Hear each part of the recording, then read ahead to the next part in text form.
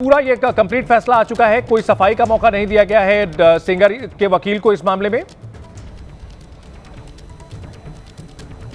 जी अभी नहीं दिया गया है, क्योंकि जो चंदन, अगर हम अदालती प्रक्रिया की बात करते हैं तो अदालत की प्रक्रिया यही होती है कि जब भी सुनवाई होती है तो दूसरे पक्ष को नोटिस जारी किया जाता है, और यहाँ पर भी जो है वही जो है नोटिस की बात होगी। अब कोर्ट उसको सफाई का मौका देगी, अपना पक्ष रखने का मौका देगी, लेकिन अभी वो स्टेज नहीं थी। इस सबके बीच में जो मुख्य न्यायाधीश अभी भी जो है, क्योंकि मामले की सुनवाई जारी है, मुख्य न्यायाधीश ने क्या कहा है कि तमाम सवाल हैं जिनका जवाब बाद में भी लिया जा सकता है। फिलहाल इस मामले में हाईकोर्ट के आदेश पर रोक लगाने की जरूरत है।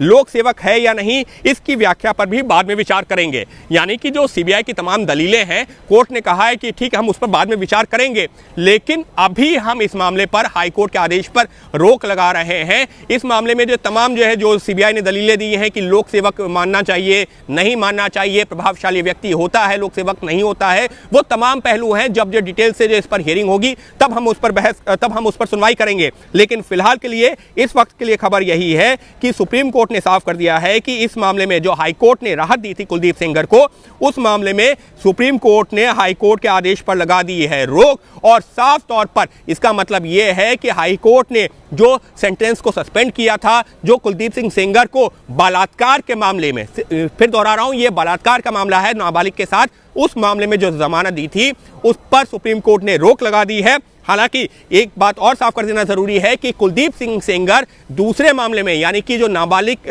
जो पीड़िता थी, उसके पिता की जो पुलिस स्टेशन में उनकी मृत्यु हुई थी, उस मामले में भी उसको जो सह आरोपी बनाया गया था, उसको दोषी ठहराया गया, 10 साल की सजा है। उस मामले में वो पहले से ही जेल में है। ऐसा नहीं है कि वो जेल से निकला था, वो अभी भी जेल में था। और इस सब के बीच में उसको इस मामले में, यानी कि बलात्कार के मामले में हाई कोर्ट से राहत मिली थी, जिसके बाद में मामला कोर्ट से लेकर के सड़क तक पहुंचा। और आज सुप्रीम कोर्ट ने फिलहाल हाई कोर्ट के उस आदेश पर लगा दी है रोक, और यही कहा है कि अब इस मामले पर हम विस्तार से सुनवाई करेंगे, तब तमाम तथ्यों को देखेंगे।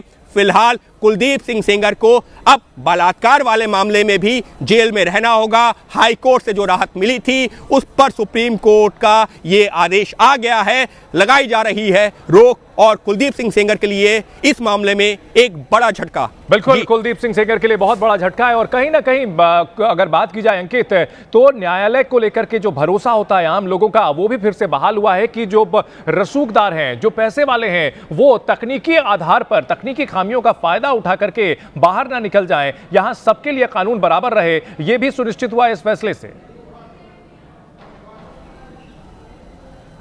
बिल्कुल सुनिश्चित हुआ है। देखिए, यहाँ पर सबसे बड़ा जो केस था कुलदीप सिंह सेंगर के खिलाफ, क्योंकि मैंने इसका ट्रायल भी जो है जब निचली अदालत में चल रहा था उस दौरान भी कवर किया था, और जब आदेश आया था मैं वहाँ पर मौजूद था, और कोर्ट ने उस दौरान जो है जो निचली अदालत ने दोषी ठहराया था, उसमें जो सबसे बड़ा आधार वो ये भी माना था कि ये एक ऐसा व्यक्ति है, एक विधायक था, जिसके पास में लोग अपनी समस्याएं लेके जाते हैं। वो जो है उनका एक तरह से एक प्रभावशाली व्यक्ति होता है, और अगर वही इस तरीके का घृणित काम करता है, कुकृत्य करता है, तो उसके मामले में नहीं बढ़ती जानी चाहिए। हालांकि जब निचली अदालत में सजा पर जो बहस चल रही थी, तो कुलदीप सिंह सेंगर के वकील ने कई दलीलें दी थी कि नहीं, इतनी कठोर सजा नहीं दी जानी चाहिए। बलात्कार के मामले में 10 साल की भी सजा दी जा सकती है, 20 साल की नहीं होनी चाहिए। लेकिन कोर्ट ने 20 साल की सजा सुनाई थी। और जब मामला हाई कोर्ट पहुंचा है,